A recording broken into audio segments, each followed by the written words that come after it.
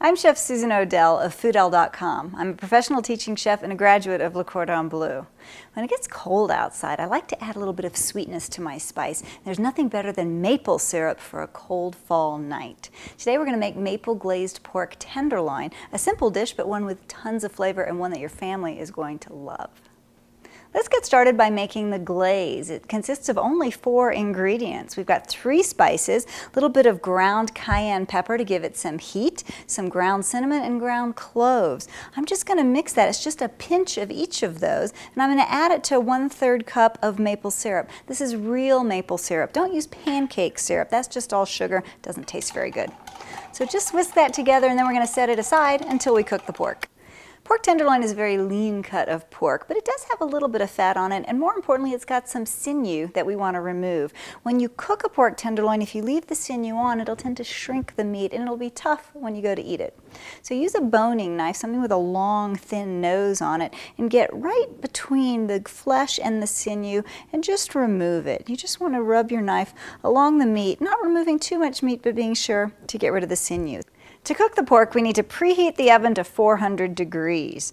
Before it goes in the oven, we're going to cook it and brown it on the stovetop. I've got some canola oil that I want to get nice and hot. Then I'm going to add my pork tenderloin to the pan. Once your oil is hot, you want to add your meat to the pan. It should give it a nice sizzle when it goes in.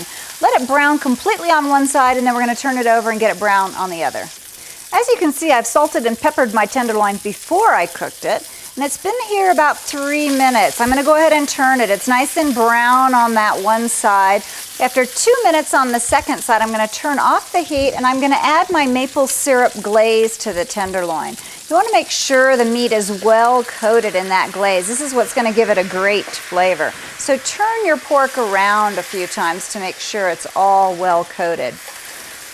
Then we just put it in the oven uncovered. My pork's been cooking for 15 minutes. I'm going to take it out and check the internal temperature. Pork should be at about 140 to 145 degrees Fahrenheit. Always let meat rest before you slice it.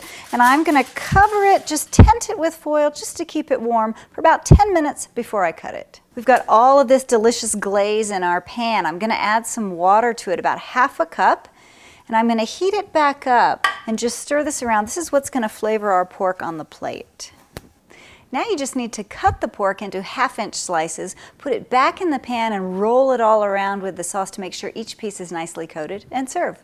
I like to serve it with simple mashed potatoes and a green vegetable, maybe green beans or broccoli. It's delicious and your whole family is going to love it. Bon appetit.